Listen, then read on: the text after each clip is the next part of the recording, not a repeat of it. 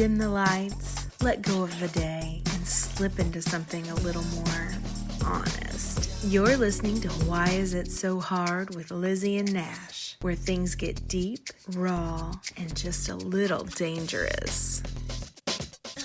Disclaimer first, because we know how this goes. Someone's going to get halfway through this episode, hear me say, mount me like a goddamn wild animal, and decide we're out here destroying the moral fabric of society. So let's be clear. This is not therapy. We're not your pastors, professors, or personal development mentors. We're just two married weirdos in an ethically non-monogamous relationship who happen to be obsessed with brutally honest, unapologetically sexual conversations. We learn by doing it wrong, and then figuring out how to do it slightly less wrong. And then doing it again, but wetter. And tonight, we're diving into one of the hottest, messiest, most awkward things couples get weird about: initiating sex. Phew, yeah, this one. This is the one where people get real quiet real fast. Because initiating sex sounds simple, but it's not. It's vulnerable, it's charged, it's personal. And if you've ever stuck your toe in the water of, hey, wanna fuck? And gotten a lukewarm shrug in return,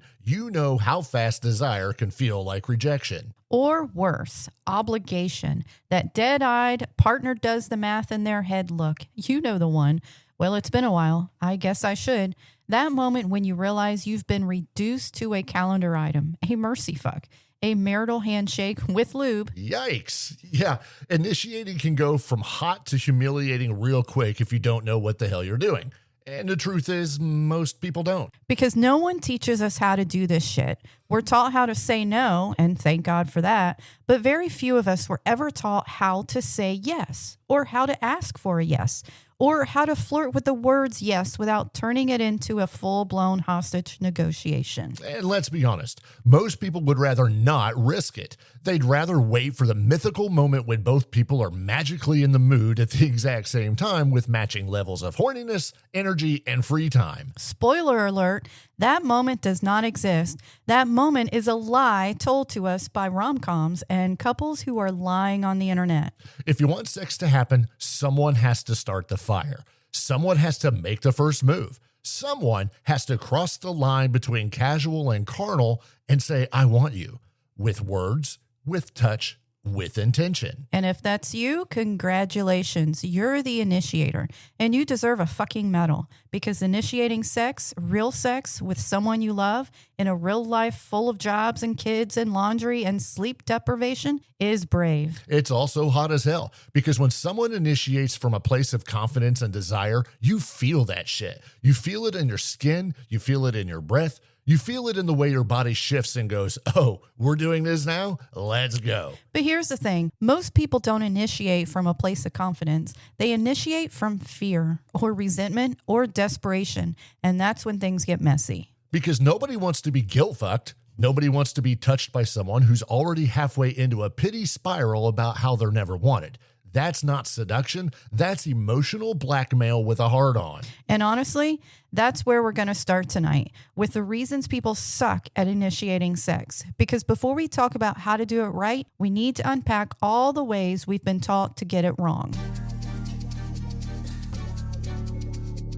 Reason number one. You think initiating has to look a certain way, like some smooth, sexy Cinemax-ass fantasy where the lighting's good and your hair is doing that wave thing and you just kind of purr your way into sex. Nope. That's not real life. Real life initiating happens when you're brushing your teeth, while your kid is finally watching Bluey and not crawling all over you, while your partner's in sweatpants bent over the dishwasher and your brain goes, damn, that's hot. And then you hesitate because it's not the right time, or you haven't shaved, or you're bloated, or you're scared you'll get a no. And that hesitation, it kills the spark. So what do you do instead? You wait. You wait for them to start it. Wait for a better moment. You wait until your libido stops feeling fragile. You wait and wait and wait. And suddenly it's been 3 weeks and your body's not just sexless, it's numb. That's the cost of waiting. That's how good sex dies. Not with a fight, but with a shrug. So if you've been waiting and you're wondering why the fire's gone, that might be it. One or both of you is stuck in initiation limbo, each hoping the other will make the first move. And here's the secret. You don't have to be the most confident. You don't have to have a perfect line. You really just have to go first. Even if it's awkward, even if it's breathy, even if it's, hey, I don't know how to say this, but I want you right now, and I'm trying not to make it weird. That works. Yeah, because it's real, and real will always be hotter than rehearsed. All right, we're going to break this shit wide open. How to initiate when you're scared. How to initiate when you're always the one who does. How to initiate when you've been rejected too many times. How to bring the heat without pressuring your partner. We're going to talk gender roles, libido mismatches, the myth of spontaneous sex, erotic confidence, playful invitations, and how to say, I want you with your whole damn chest. It's going to be hot. It's going to be honest. It's going to be uncomfortable at times. But if you stay with us, you're going to leave with everything you need to start lighting the match instead of waiting for someone else to do it for you.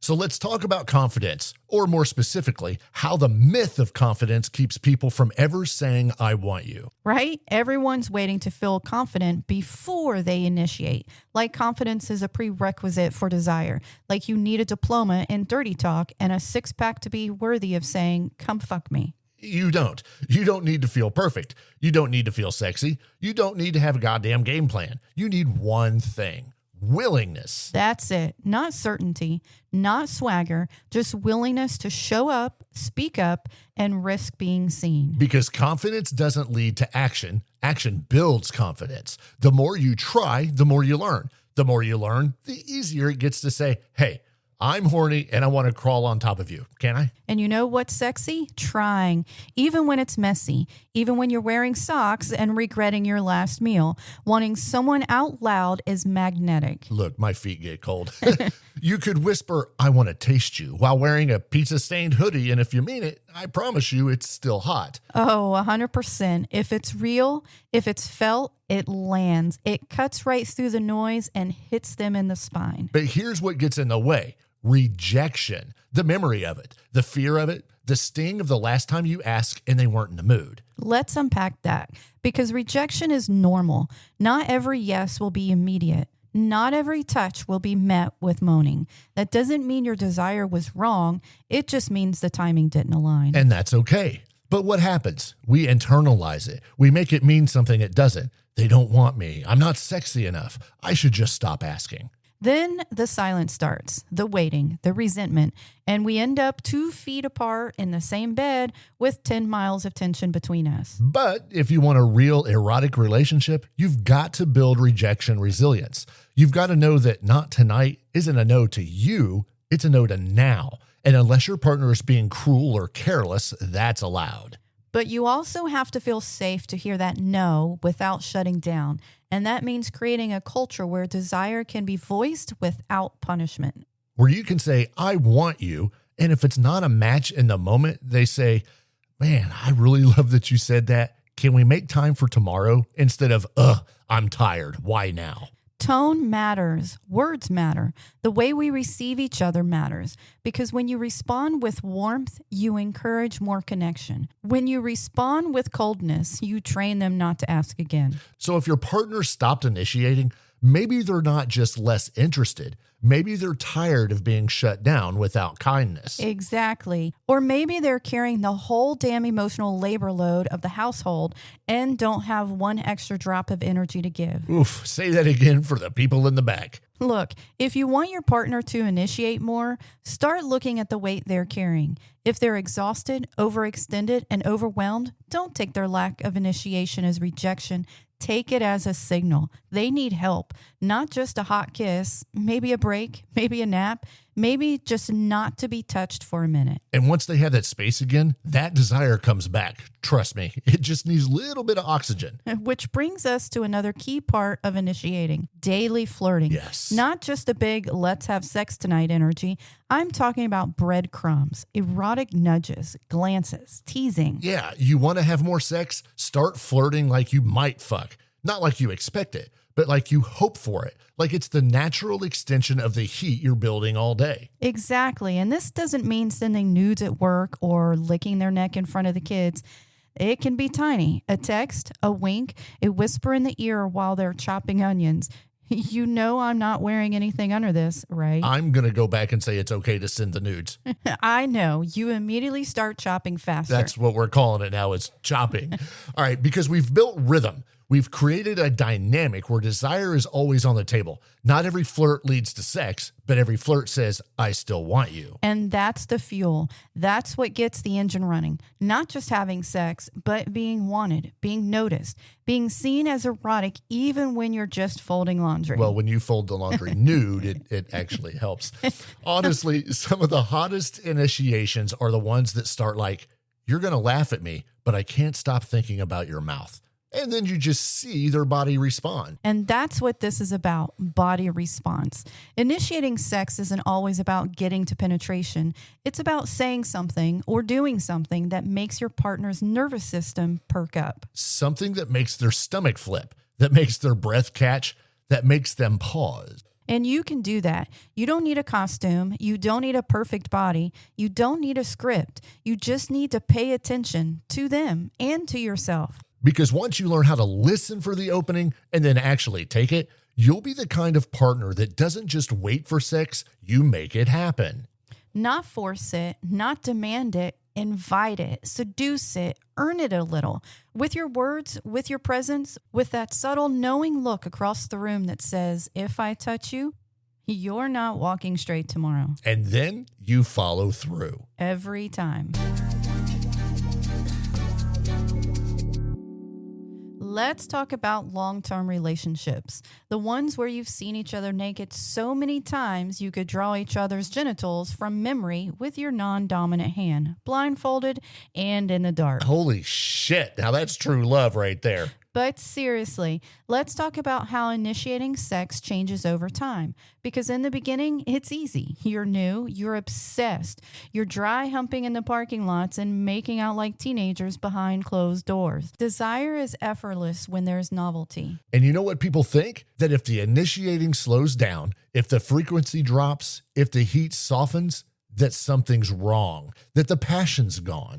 But that's not true. What's actually happening is the relationship's evolving. And now you've got history. You've got stress. You've got routines. Maybe you've got kids or grief or career burnout or a body that just doesn't bounce back like it used to. But guess what else you got?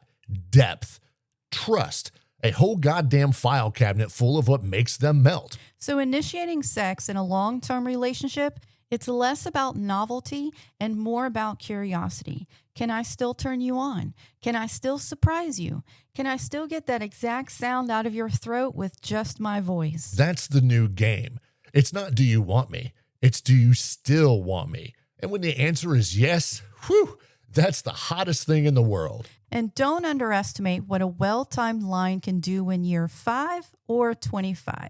You think just because you fucked 100 times that you still can't make them blush with one sentence?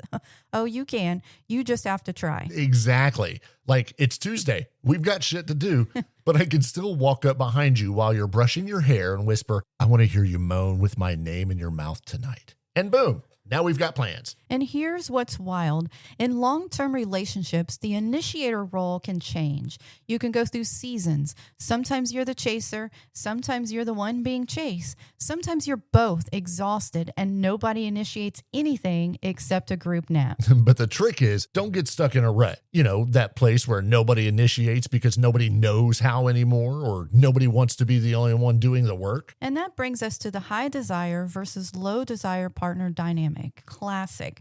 One person's always in the mood. The other's like, maybe next week. And now you're suddenly dancing around sex like it's a landmine. Here's what usually happens. The higher desire partner starts to feel like a perv, like they want it too much. And the lower desire partner feels broken, like something's wrong with them, like they're failing. And now initiating sex isn't sexy anymore. It's loaded. It's got guilt baked in. One person feels rejected. The other feels pressured. Nobody feels turned on. So what do? We stop initiating altogether. We start hoping that maybe if we just let things settle, the desire will come back on its own. It won't. Nope. Not if you don't talk. Not if you don't start treating sex like a living, breathing part of your relationship instead of a switch you hope flips back on by accident. And yes, that includes initiating even when you're the lower desire person. If you're the one who wants it less, but you still love your partner, still value connection, still crave closeness, then you need to find your version of initiating too.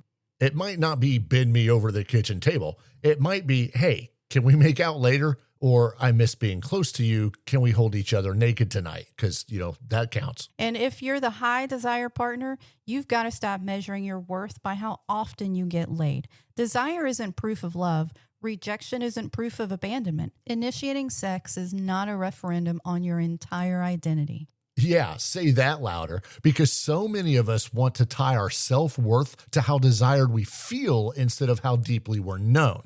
And sometimes your partner knows you so deeply they can't fake it anymore. They can't just fuck to make you feel better. And that's a gift, not a threat. So the real work is finding a rhythm, a culture, a shared language around sex where both of you can initiate in ways that feel good, where desire doesn't live in the shadows, where rejection isn't weaponized, where the spark doesn't have to be spontaneous, it can be intentional. And we've said it before, but it's worth repeating. Initiating doesn't always have to end in sex. It's about opening the door. It's about reaching out. It's about saying, I still want you, whether that ends in moaning or just a kiss that lingers longer than usual. It still counts. All right, let's call it what it is. Initiation is an art form. It's not a checklist. It's not a magic phrase. It's a living, evolving thing you do with your body, your voice, your presence. And if you do it well, it doesn't matter if you're 2 years in or 25 years in. That heat stays. The hunger stays. The game is always on. And you know what's sexier than spontaneity? What? Someone who keeps choosing you over and over and over again, even when the timing's off, even when life is messy, even when the dishwasher is running and the dog won't stop barking and the kids just spilled juice on your last clean bra. Yeah, that's the shit that lasts. That's the real foreplay, the reach, the risk, the I want you anyway. And that is why initiation still matters. Maybe now more than ever. All right, let's talk about one of the biggest silent killers of sexual initiation, the inner monologue. Oh, yeah. That sexy little voice inside your head that says, don't do it, don't say it, don't touch them. They're probably tired or mad or not into you anymore. You'll look desperate. You'll ruin the mood. It's wild, right? Yeah. How loud that voice can be, even when the room is dead silent. That voice doesn't whisper, it screams, especially if you've ever been turned down, laughed at, or made to feel like your desire was too much. Or like your timing's always off. Like every time you reach for them, they pull away. So you stop reaching. You stop risking. You start talking yourself out of even trying. That's the heartbreak right there, because half the time your partner has no idea what you're holding back. They just think they haven't touched me in days. I guess they're not into me anymore. Meanwhile, you're 5 seconds from combusting because you can't bring yourself to say, I want you. Because what if they don't want you back? What if they roll over? What if they sigh and give you that not tonight look that shuts down your whole nervous system? So instead, you stay quiet. You shrink. You go to bed horny, sad, frustrated, and silent. That's the worst. And now you've both built this quiet wall of assumed rejection. Neither of you is initiating, neither of you feels wanted, and neither of you knows what the other wants or how to fix it. And the longer you sit there in that silence, the harder it is to break. It calcifies. It becomes just how we are. But that's bullshit.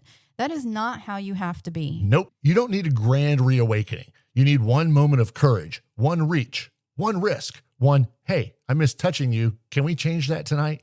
Even if it doesn't lead to sex, even if it just leads to a damn conversation, that alone starts melting the ice. Now, let's flip this thing. What happens when you do initiate and it goes sideways? The vulnerability hangover.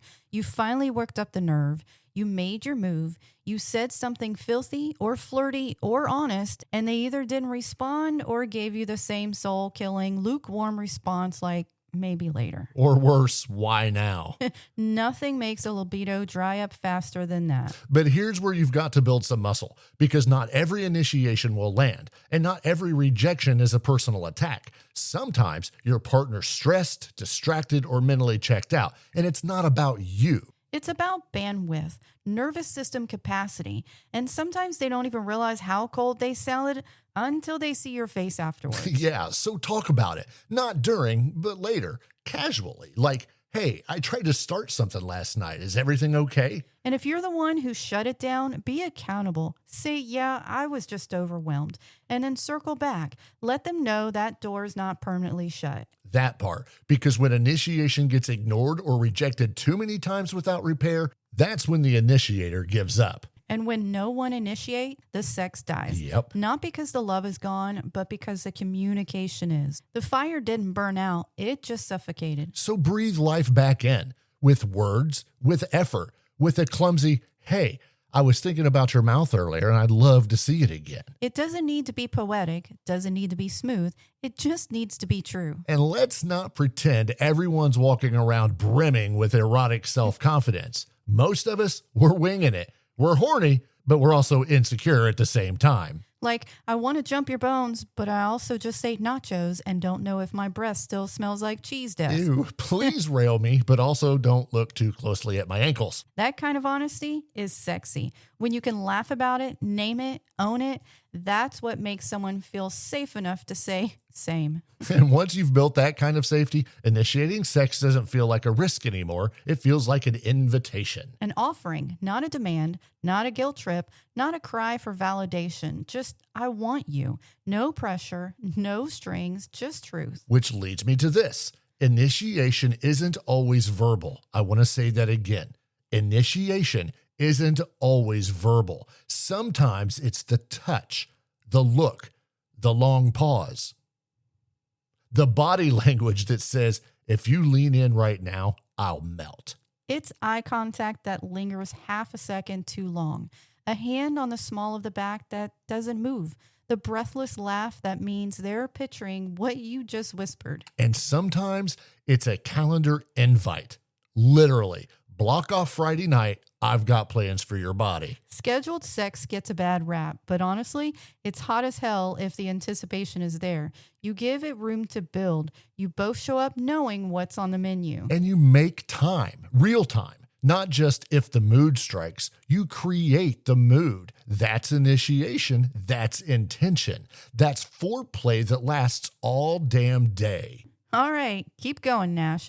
What else keeps people from initiating? Let's talk shame. The kind you don't even realize you're carrying. Maybe it's religious. Maybe it's cultural. Maybe you were raised thinking wanting sex was bad or dirty or sinful. And now every time you feel turned on, you also feel guilty. And guess what guilt does? It kills desire. It makes you think you have to hide your turn-ons instead of sharing it. It teaches you to be quiet when you actually want to scream. And if you can't name what you want, you can't initiate. You can't say, touch me here, or I want to watch you come undone. Because some old voice in your head is whispering, don't say that. Good people don't talk like that. That voice can fuck off. Yeah. Let's be clear. Good people do talk like that. Good people want sex. Good people initiate with curiosity, confidence, and dirty, delicious I detail. love when you say delicious. And if that voice is still in your head, talk back to it out loud. I'm allowed to want. I'm allowed to initiate. I am allowed to be fully sexual, you dumb son of a bitch. Damn, right? You know what I hate more than vague sex tips from people who haven't had an orgasm since the Clinton administration?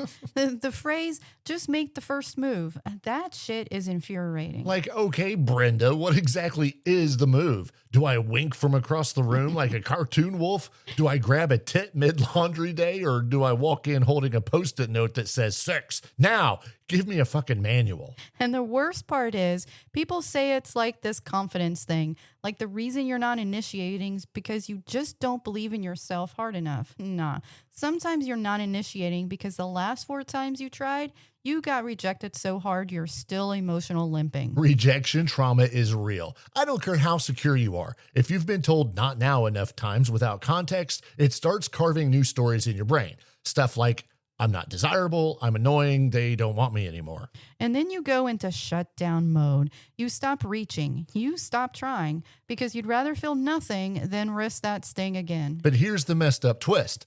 A lot of people don't even know they're doing it. They think they're protecting themselves, preserving peace. I'll wait until they give me a sign. But no one gives a sign, so everyone's waiting forever. It's just two people on opposite sides of a battlefield, both holding white flags, but too scared to raise them. And we've seen this happen with couples all the time. Years go by, no one initiates, no one talks, no one names the fear, just passive silence and surface level intimacy while the sex rots in the basement. So let's say it now, out loud, for the people in the back.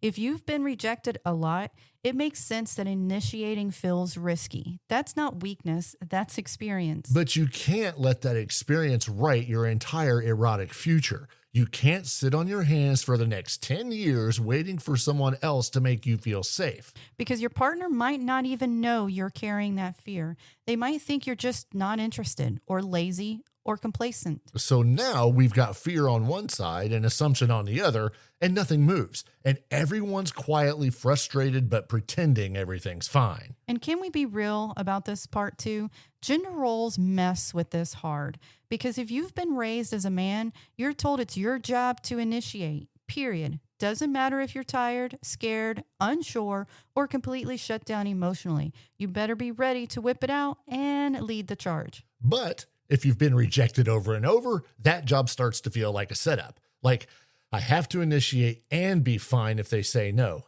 and not take it personally, and somehow keep the vibe sexy through all that. It's a no-win situation. And then if you don't initiate, you're the unmotivated partner, the one who doesn't care. So the shame just loops. Meanwhile, if you were raised as a woman, you're often conditioned to wait, to be the responder, the object of desire, the one who's chosen. And if you do initiate, you're either seen as aggressive, needy, or desperate. So a lot of women pull back, not because they don't want sex, but because they've been punished for wanting it out loud. Which is wild because most men I know would love to be initiated with more. They're starving for it, craving it, but culturally, it's not modeled, so no one knows what the hell to do. We're all fumbling in the dark, trying to be sexy while carrying a suitcase full of social conditioning, rejection trauma, and past misfires. And still somehow trying to whisper, "You up?" without sounding like a confused raccoon in a trench coat.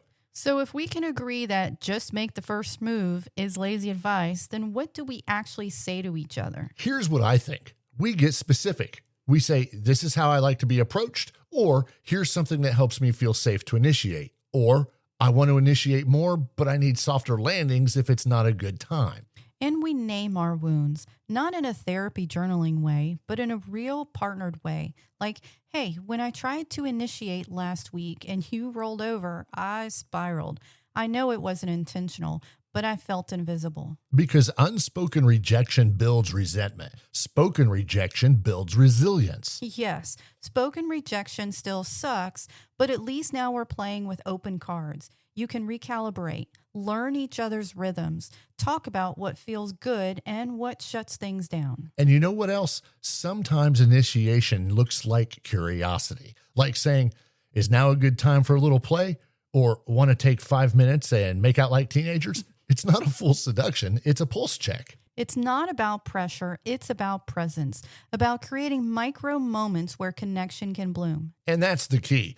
Openness, not performance, not precision, not some wild, sexy move, just openness, initiative, willingness. Because at the end of the day, that's what we want, to feel chosen, not just tolerated, not just accommodated, chosen. So if you're listening right now, maybe that's your cue. Not to go pounce on your partner in the next 90 seconds, but Lizzie, it is totally okay.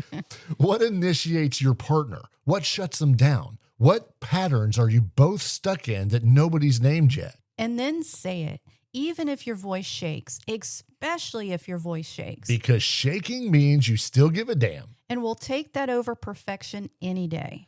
You ever notice that the longer you're with someone, the more sex starts to feel like that thing you both mean to do but never get around to doing it? Like flossing or meal prepping or vacuuming behind the damn couch. It's always maybe later or after the kids are asleep or once this week kind of chills out, but the week never chills out. The vibe never magically returns, and you start waiting for this golden, spontaneous moment that never fucking shows up. Let's kill that myth right now. Spontaneous sex is a lie, at least in long-term relationships. It's a fantasy sold by movies that never show the part where they're trying to get candle wax out of the comforter. Yeah, those hot grab you against the wall moments, they don't just appear. They happen because you've created the conditions for them. You've put time into flirting, into getting present, into feeling like people, not just coworkers in a shared domestic office. And honestly, half the time, what we call spontaneous sex is just sex that wasn't on the Google Calendar. That's it. Which, by the way, is not a crime. Put it on the calendar, pencil in, strip me with your eyes at 8:45 after you load the dishwasher. That's not less sexy. That's preparedness. Honestly, scheduling sex is hotter sometimes because now we're building anticipation. I know you're thinking about it. I know you're planning for it. You send me that text during lunch like, can't wait to ruin your evening. Game on. But here's the thing. Initiating in long-term relationships isn't just about scheduling. It's about shifting how you see each other. Because after a while, you stop looking at your partner like a sexual being. You look at them like a walking to-do list with skin. I need you to pick up the groceries, pay the water bill, fix the closet door. Oh, and by the way, I'd love for you to rail me against the dryer. Not exactly a smooth transition. The hell it's not. Look, that's like trying to download Pornhub over dial-up, if anybody remembers dial-up. The signal's there, but it's not strong. So you have to intentionally switch lenses. You have to start seeing your partner through the eyes of someone who wants to devour them again, even if they're standing in front of the sink in sweatpants with tomato sauce on their shirt. Yeah, and sometimes that shift is mental, but sometimes it's physical, like touch them more. Not sexually, just touch. Kiss the back of their neck when they're making coffee. Smack their ass when you walk by. Start reminding their body that your body still wants them. Because you're not going to just fall into sex the way we used to when everything was new. And that's not because the relationship is dead. It's because you're not 22, drunk, and bored anymore. Right. You're 50, still drunk, and, well, you may still not be bored. We romanticize spontaneously like it's the pinnacle of desire. But honestly, scheduled, intentional, initiated sex can be way hotter because it's on purpose. On purpose is the real turn on. You thought about me, you planned for me, you chose to turn toward me, not just when the wind blew right. Well, sometimes the wind does blow right. And initiating in long-term relationships also means being okay with imperfect sex. Like, hey, maybe it's not a 6-hour tantric marathon. Maybe it's a quick, hot, I need you before I fold this basket of laundry kind of moment. Yeah, let's normalize the I just want to feel close to you sex, the this doesn't have to be the best orgasm of your life sex, the we're tired but I still want your skin on mine sex. Because when we wait for perfect conditions, sex becomes a museum exhibit, something preserved and admired but like never used. And don't even get me started on the idea that if you really love each other, sex will always happen naturally. Bullshit. That's like saying if you're really hungry, food will just appear on your plate. No, bitch. Someone's got to cook. Damn. So stop waiting for the vibe. Create it, feed it, seduce it into existence. Put the damn vibe on a leash and drag it into the room with you. Initiating in a long-term relationship isn't a sign of desperation. It's a sign that you still care, that you're not letting the embers go out just because nobody waved a magic wand. And can I just say something to the married women out there who feel like they shouldn't have to initiate because he should want it more? Girl, that man is exhausted. He's not less turned on. He's just out of bandwidth. That's real. Desire doesn't disappear. It gets buried under taxes, dishes, the in-laws, and that weird noise your car is making. So dig it up, unbury it, show up with dirty hair, stretch marks, yesterday's eyeliner, and still be like, want to make out or what? That's yes. I can promise you half the time just hearing I want you out loud is enough to flip the switch. But you gotta say it, not hint, not nudge, not passive-aggressively lay naked in bed and hope for divine intervention. Yeah, because that's not initiation, that's sabotage. Say the thing, risk a little, take the hit if it's a no, and come back swinging later. Because desire is a muscle. The more you use it, the more responsive it gets. The more you wait on it, the more it atrophies. And just for the record, looking at your partner and just saying, "Are we going to fuck tonight?" is absolutely fine. So get in there and lift emotionally, verbally, physically, even awkwardly. Especially awkwardly, because nothing says we're still in love like two exhausted adults trying to have sex without elbowing each other in the eye socket. That's real intimacy. That's grown-ass lust.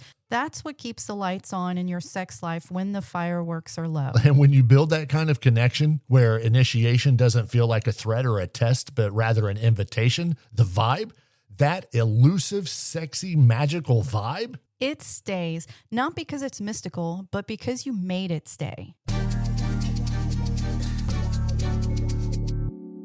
Okay, let's talk about what everyone's afraid of but doesn't want to admit out loud. Rejection. That word hits like a gut punch, doesn't it? Right? And not even because someone said no. Most of us are afraid of the possibility of no, the anticipation of meh, the imaginary shrug, the invisible rejection that never actually happened, but still makes you feel like a gremlin. A gremlin. You don't even ask for what you want because you've already played the whole scene out in your head and you didn't like the ending. So you just keep it to yourself and hope your partner magically reads your mind. Spoiler alert. They don't. Nobody reads minds. And if they do try, you'll get mad that they read it wrong. It's a lose-lose. This is where it gets wild. You'd rather not initiate than feel the tiny sting of a no. But you're okay with never getting what you want. That math doesn't math. It's not logical. It's emotional math. And emotional math is chaos. If I try and they're not into it, I'll feel embarrassed, so I won't try. But now I'm resentful, so they should have known. But if they had known, I would have been mad that they assumed. Like, what are we even doing? I'm already confused. We're all walking around trying not to get our feelings hurt, but we're hurting them anyway, just in silence and slower. Rejection doesn't mean you're not sexy. Sometimes it means someone's tired or stressed or just not in the zone. It doesn't mean you're broken. It doesn't mean the spark is gone. It means they are a human. Yeah, you ever try to initiate and get a maybe later or not tonight and your whole ego packs up and moves out? I've canceled my own libido over a single yawn. I'll be like, "Oh, you're tired? Never mind. I'm disgusting. I'll be in the other room rotting."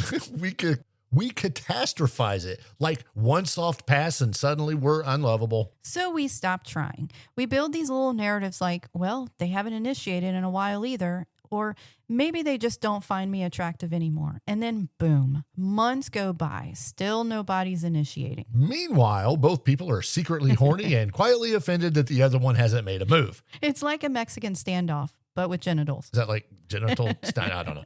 That's what happens when no one wants to risk being the first one. And that fear is almost always rooted in shame. Oh yeah, let's open that shame drawer. You know the one, full of old messages like, good girls don't ask for it, or real men always want it, or if they say no, it means you're not enough. Well, then be a bad girl. That drawer is toxic and sticky, and half the time we don't even realize we're pulling scripts out of it. You know how many women I've worked with who think initiating makes them look needy, as if desire is something to be embarrassed about? You know how many men I know who are scared to initiate because they've been trained that pushing for sex makes them look predatory? So now we have a standoff between I want to be wanted and I don't want to seem pushy. And that leads to absolutely nothing. Zero friction, zero fire, just two people side-eyeing each other from opposite ends of the couch like, are you gonna? Here's the thing. Initiating doesn't mean forcing. It means inviting, offering, showing interest. It's not a trap. It's a door.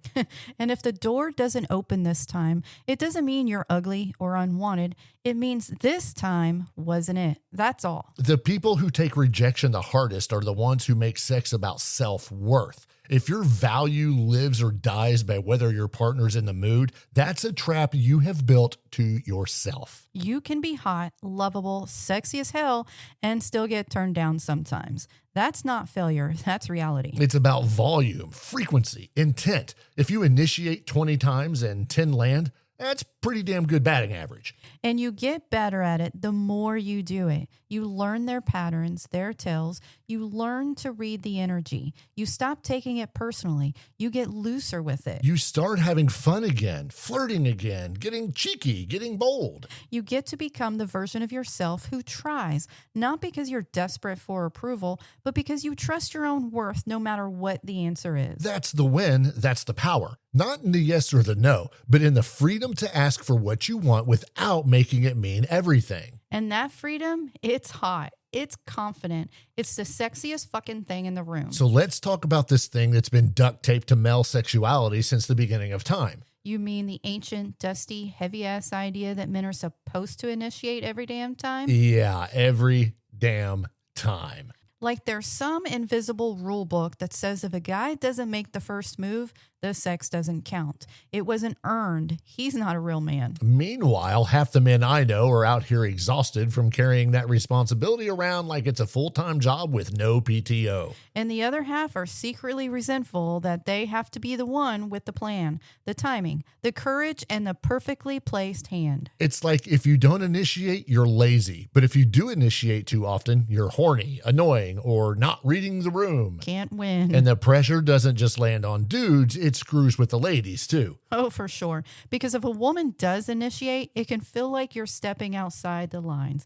Like suddenly you're aggressive or too much or desperate. Or the guy gets weird about it. Like, wait, what's this about? What do you want from me? Bro, maybe she just wants to ride you like the end of the world is coming. Calm the fuck down. Exactly. There's a script we've all inherited. Men pursue, women receive, men hunt, women nest, men initiate, women wait. But here's the thing. That script is fucking garbage. Trash it, burn it, and feed it to the worms. Because what that script really does is limit pleasure, limit spontaneity, limit connection. And worst of all, it creates this invisible scoreboard where initiating becomes a tally instead of a turn on. You ever hear a guy say, I'm always the one who starts it? Not in a sexy way, but like he's emotionally invoicing his partner. Or the flip side, the woman who wants to initiate it but doesn't because she thinks it's not her place or she's afraid of looking thirsty. Which, by the way, thirsty women are hot. I'm just kind of putting that out there.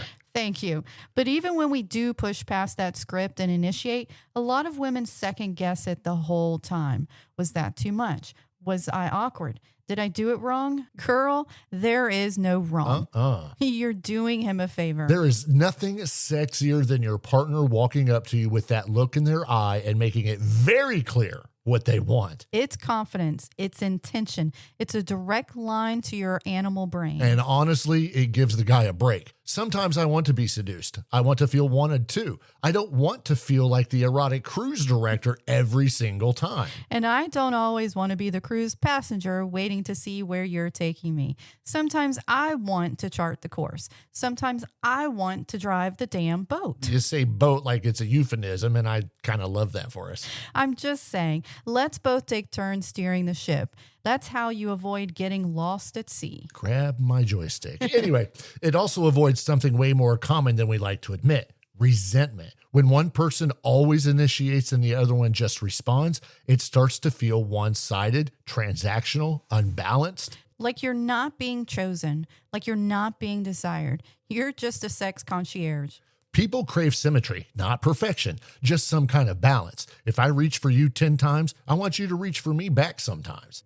And for the record, there's something delicious about flipping the dynamic. The usual initiator not making the first move, watching their partner step in and take over. It's power play, it's trust, and it's hot. You know what else is hot? The look on someone's face when they realize you want them. Not just will take them if offered, but actively want them. That's why when you break this myth, When both people start initiating, playing, teasing, asking, trying, the whole sexual energy changes. It gets riskier, funner, wilder, more connected. Suddenly, sex isn't a performance, it's a playground. And everyone gets a turn on the swings. What? Say what? Okay, let's talk about how to actually initiate sex without sounding like you copied your lines from a gas station erotic novel. Your body is a temple, and I'd like to enter the sanctuary. Absolutely not. May I part thine thighs like the Red Sea, my goddess? You're going to jail. Great, exactly. That's what people are afraid of. Sounding cringe, saying the wrong thing, having it land weird. But here's the truth. It's not about having the perfect line. It's about tone, intention, timing, and being present. If you're in your head worrying about what to say, you're not actually turned on. You're auditioning. Initiation isn't a line, it's an energy. Yes. Sometimes it's as simple as eye contact, the kind that says, I know what I want, and it's you right now. You don't need to recite Shakespeare. You just need to mean it. And be willing to risk a little. That's the part most people avoid, the vulnerability. Because initiating means opening the door to possible rejection, even soft rejection, even not right now, and that stings. But it's also the price of heat. That tension, that little moment of risk, it's what makes the reward delicious. Also, pro tip, stop asking like you're requesting a formal meeting. Do you want to have sex? Is very polite, very administrative, but it does nothing to light the fire. I mean, unless you say it with that feral tone and that mischievous grin, and you're already crawling across the bed while you say it, then yes, always yes. Well, here's a better version. I've been thinking about what I want to do to you all day. Oh, see? That's hot. And you didn't even have to get graphic. You just invited me into your mental movie. That's the move. Invite them into your desire, into your thoughts, into your body's response. It can be playful. You know what would make this day even better? Or want to make out like horny teenagers for no reason? That answer is yes. Or it can be hot as hell. If you keep standing there looking like that, I'm going to bend you over the table. See, that works because there's already heat, already trust, already context. You're not throwing that out in the middle of a fight or a tax conversation. Yeah, no one wants to be bent over while discussing 1099s. Speak for yourself. Okay, fair. But seriously, context matters. That's why you can say dirtier things once you're already in the zone. But to initiate, to open a door, you don't always need filth. You need focus. Want to know the sexiest initiation I ever got? Yes. All right. You walked up behind me while I was doing dishes and you whispered, "You're mine," and bit my damn shoulder. You didn't say anything else. You just kind of made your move. Yeah, I remember that. And I remember how fast you turned the sink off and dragged me down the hallway. Turned the sink off, turned you on. It wasn't a performance. It was just you being in your body, owning your want. And that's what we're really saying here. Initiation doesn't mean reciting a line from a dirty book. It means owning your hunger, showing it, not hiding it behind a half smile and hoping your partner reads your mind. Also, humor helps. If you do fumble a line, Always. Laugh. If you try to be sexy and accidentally sound like a cartoon villain, just laugh. Yes, please laugh. There's nothing worse than someone who says, I want to ravish your loins, and then stares at you like a deer in headlights. Just own it. Lean into it. Sometimes the messiest initiations lead to the hottest sex because you're not trying to perform. You're just being real. Real is sexy. Real is felt. Real is what people remember later while they're driving home and thinking, damn, that moment. That's what this is about. Building a sexual language that doesn't feel like foreign grammar. It's your language, your rhythm, your heat. So try something tonight. Seriously, if you're listening and you've been waiting for them to make the move, try being the move. Say the thing. Touch the back of their neck, slide your hand up their thigh under the table. Look them in the eye like you've already undressed them with your imagination. And if they say no, don't shrivel. You smirk because you'll try again later. Desire doesn't vanish with one pause. It lingers. It waits. It builds. And when the moment does open, you'll be ready because you didn't hide from it. All right. So let's say you're past the fear, past the ego bruises, past the what if I sound dumb mental chatter. You're ready to say something. You're ready to initiate. Now what the hell do you say? That's where half of us freeze because we're overthinking it. We think we need to launch into some kind of erotic Shakespeare monologue. Dearest lover, thine curves dost awaken my loins. Let me taste the nectar of thine desire. Stop. We're never having sex again. Great. That's what overthinking does. It murders the moment before it can even get a boner. Here's the truth. Good initiating sounds like you, not like a porn star, not like a romance novel, like you, turned on with a little edge. So basically, you're saying just me every day. And initiating isn't just about what you say, it's how you say it. Your voice, your energy, the pause before the words, the way you lean in or don't. Yes, because you could say, I want you, like you're asking for a sandwich, or you could say, I want you, like you're about to ruin their week in the best way possible. Let me put you between two slices of bread. Listen, tone matters. The hunger behind it matters. Confidence matters. And here's the kicker. You don't even need full sentences. Nope. Sometimes it's just a whisper in the ear, a groan, a come here, a hand on the hip, and a look that says, I'm thinking about what your mouth tastes like right now. And it doesn't always need to be verbal. Initiation can be physical. It can be that moment when you pull them close and grind, slow and deliberate, or the way you take their hand and slide it somewhere that answers every question before they ask. Yes, or just standing in a doorway, naked, like, hi, I canceled the rest of your day. Or sending a text like, remember that sound you made last night? I want to hear it again. Loud. Boom! Initiated. Or even, if you're free later, I'd like to make you regret wearing that underwear today. I need a moment.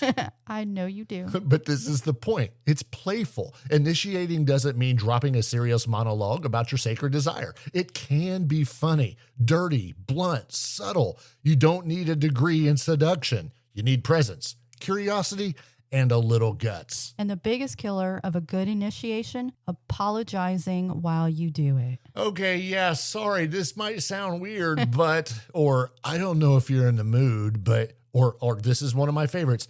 I probably shouldn't say this, but. Stop apologizing for wanting sex. Absolutely. It's not a crime. It's not embarrassing. It's not something you have to disclaim like a side effect warning on a pill bottle. Exactly.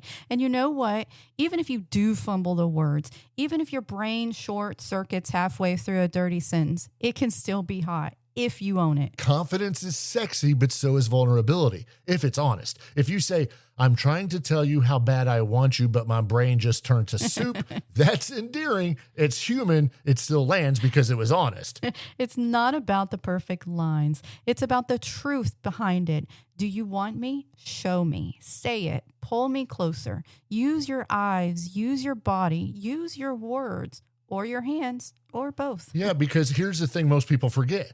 Initiating isn't just starting sex. It's inviting someone in unless you're having self-sex. Inviting them to the moment, the connection, the mischief, the spark. It doesn't have to be eloquent. It doesn't have to be planned. It just has to be real. So if you're waiting for the perfect mood or the perfect line or the perfect signal that it's okay to initiate, here it is. You're already sexy enough. You're worthy enough. And the moment doesn't need to be perfect. It just needs you in it. Hot damn. Right?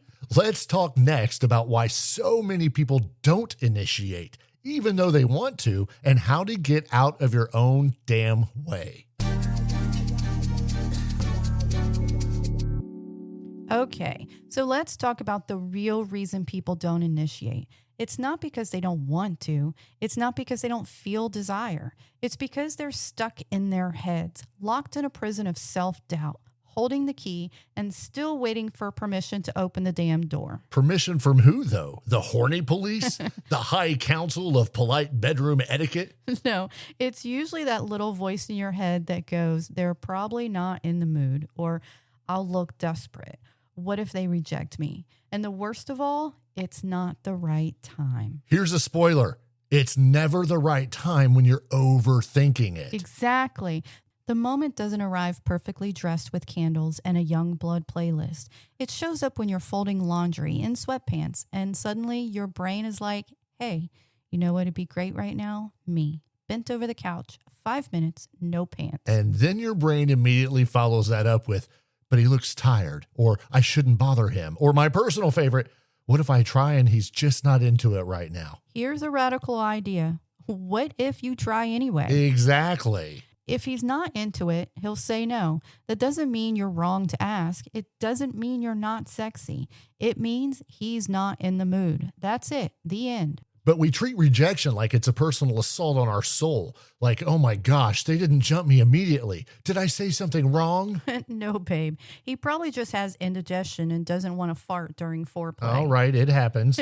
Rejection is not a character assassination. It's not a verdict. It's a moment. And we've all had moments where we misread the room. You touch their thigh and they look at you like, really? Right now? And yeah, it stings a little, but it's not fatal. You survive, you recalibrate. You don't shut down your entire libido for 6 months and emotionally ghost your partner because of one awkward attempt. And while we're burning excuses, let's talk about the I'm not sexy enough one. Oof, that runs deep. Yeah, people talk themselves out of initiating because they haven't shaved or they're bloated or they don't feel hot. So they hide and they wait to feel perfect before they make a move. Meanwhile, their partner is over there like, I would absolutely wreck you right now if you just look at me like that. Yeah, initiating doesn't require abs. It requires presence. You think your partner's waiting for you to be airbrushed? They're just waiting for you to show up. Exactly. No one cares that you didn't do squats this week.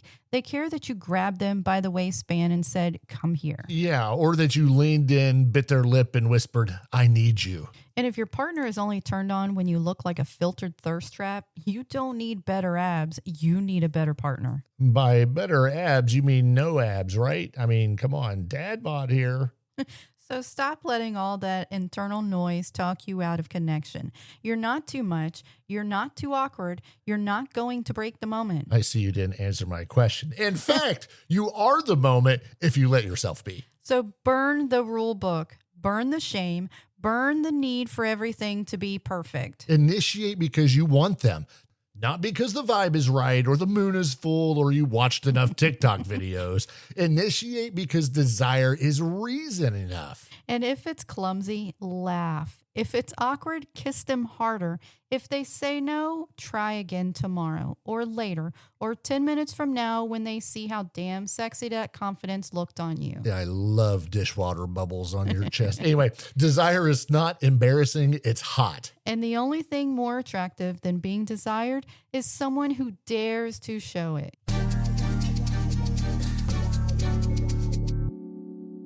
So here's the deal. We asked some of you to send in your real, unfiltered fantasies about initiating sex. And y'all delivered. Some of these were so hot, we had to touch each other. They're not cleaned up. They're not polished. And thank God for that. Yeah. Because what you're about to hear is exactly the kind of dirty, bold, beautiful chaos that happens when people stop waiting for permission and just go for it. These are the moments where someone said, screw subtly and let their desire speak first loudly. And yeah, some of these are going to make you sweat. That's the point. Fantasies live in the space where shame goes to die. I'm already touching myself. All right, we're going to read them, react to them, maybe offer a little commentary, or just sit here and blush while you light up the room from the inside. And if you find yourself getting ideas, good. That's the assignment. Now let's dive in the first one. All right. This one's from another anonymous listener. You're all so brave when you don't sign your name. Chickens. I had this fantasy where I come home after a terrible day, still in my office clothes. I find him in the living room, watching TV, relaxed, completely unaware. I walk over, straddle him without saying a word, grab the back of his head, and make him kiss me. I don't ask, I just take. I want him to look stunned, confused, turned on as hell, like I've flipped a switch and he has no idea what just hit him. Wow, that's the kind of energy that turns a regular Tuesday night into a full-blown religious experience, minus the church, of course. The way she didn't wait, didn't apologize, didn't try to set the mood, she was the mood. It's hot because it breaks the pattern. Like you come home and expect small talk, leftovers, and maybe some scrolling, And suddenly, someone's on top of you with that shut up and feel this kind of kiss. That kind of kiss resets your whole nervous system. And for the record, most men, well, most people, aren't just okay with being dominated like that now and then. They crave it. It's a fantasy because it says, you're not in control anymore. I am. And not in a mean way, in a delicious way. Exactly. It's not aggression. It's ownership. And ownership, when it's coming from someone you already trust, whew. Okay, second one. And this one's got a build to it. I like that, so buckle up. We've been out all night at a wedding. We're both dressed up, a little drunk, dancing close. I've been teasing him for hours. At one point, he leans in, grips my waist, and whispers, "You keep that up, I'm going to take you in the bathroom."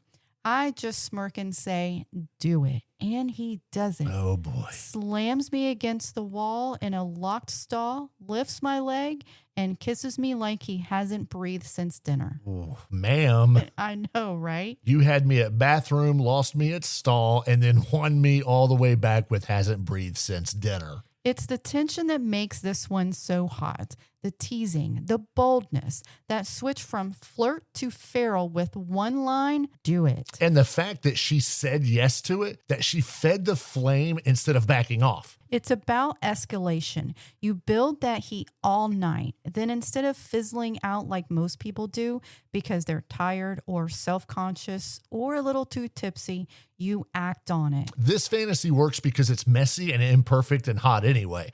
Bathroom stalls aren't sexy, but want makes everything sexy. Exactly. The place doesn't matter. The moment does. And I guarantee you, everyone listening just mentally replaced the wedding with whatever event they've got going on this weekend.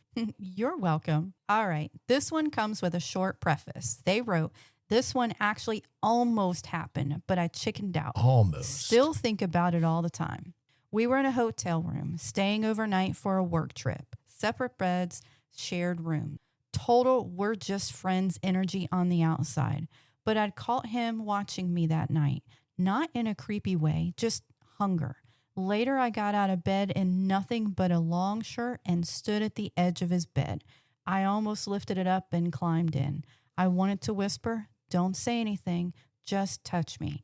I wanted that silence between us to explode. I never did it, but I still think about what would have happened if I had." Good Lord. That is like thick with tension.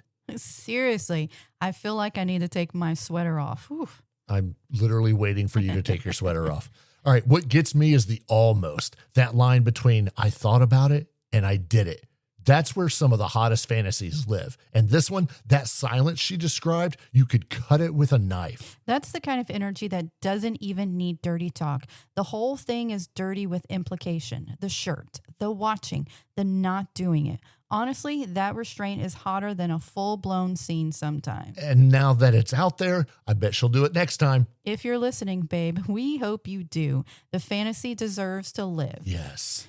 Next one. This one is short, brutal, to the point. I'm in the passenger seat of his car. We've barely spoken since dinner. There's tension, like maybe we argued earlier. I don't even care anymore. I just reach over, unbuckle his pants, and say, "Shut up, I need your cock in my mouth right now." And he lets me. No words, just need. Well, okay. I think I just left my body. I'm not going to lie. That fantasy is like 5 seconds long and it hit like a train. The urgency in that, the sheer fuck it energy. That's what makes it hot. It's not polished. It's not romantic. It's desperate and impulsive and real. You can feel the history in it too. Like they've been together long enough to know exactly what buttons to push and when to throw the damn manual out the window. I love that she doesn't ask, doesn't wait, just claims it. And that he doesn't try to explain or pause or check in. He just lets it happen. That kind of trust, that kind of yes. Ugh. It's filthy and freeing and exactly the kind of thing we fantasize about when we're stuck in that should I, shouldn't I loop. This one skips the loop. This one breaks the loop and then sucks the soul out of it. I see what you did there. It sucks. Anyway, this fantasy didn't come to play. It came to wreck. Okay. This one might break the furniture. It reads, we're at a party. Everyone's drinking, laughing, playing cards. I'm sitting across the room from him. Short dress, no panties, legs crossed like a good girl. I wait until he looks at me, then slowly, without saying a word, I uncross and recross. Deliberate, intense. His eyes go black. That's when I text him, if you don't fuck me in 5 minutes, I'm going to drag you into bathroom and do it myself. He doesn't reply. He just gets up, pulls me by the wrist into the hallway, mouths don't say a word, and the next thing I know, I'm pressed up against the wall with his hand over my mouth, lifting my leg, hiking my dress up. It's dirty, it's quiet, it's desperate, and it's perfect. We go back to the party like nothing happened, except now, every time he looks at me, I know he's remembering how wet I was, and so am I. I literally have no words. Right? I need a cigarette, and I don't even smoke. Okay, the uncrossing of the legs, that is epic basic instinct energy. It's weaponized seduction. And then the text message, and babe, I would have levitated across that room. The tension, the control, the silence, the bathroom wall carnage. I don't know who you are, anonymous writer, of course, but I just added you to my prayer list if I had one. It's giving, I'm not here to behave. It's giving, I know what I want and I will have it now. And the hand over the mouth, please. That's the kind of fantasy where it's not about being sweet or slow or careful. It's about possession, that mutual possession, and then going back into the room with your hair a little out of place and nobody knowing what just happened but both of you. That's a power trip. And that text message line, I want it printed on a throw pillow in cursive. No. All bold, all caps, italicized, all of it. Agreed. Frame it, light it on fire, start a cult. All right. Everyone still breathing? Barely. My throat's dry and I'm sitting funny. I have something for your dry throat. Anyway, yeah, that's you and everybody listening right now. But here's the thing. Those fantasies, they're not just wild stories for shock value. They're blueprints, invitations, reminders that wanting something and doing it are not the same thing. And that's the entire point of tonight. These fantasies aren't just heat, they're clarity. They're the raw, exposed pulse underneath every quiet relationship that keeps waiting for the perfect moment. They're proof that your mind is already more honest than your mouth because you have wants, you have urges, you have scenes in your head that make your knees shake just thinking about them. You're not lacking desire, you're lacking permission. And the wildest twist, you're the one who has to give it. Exactly. The whole episode has been one big permission slip, not to follow some script, just to want out loud, to reach instead of retreat, to try instead of assuming. Initiation isn't magic. It's courage plus intention plus a tiny willingness to look stupid for 2 seconds while your body figures out what the hell it's doing.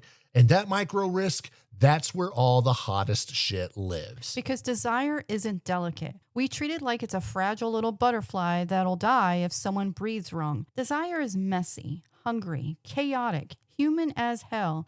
And in real relationships, long-term, tired, beautiful, overloaded relationship, desire has to be fed, not waited on. You feed it by making moves, small ones, big ones, clumsy ones, dirty ones, whatever you've got in the tank.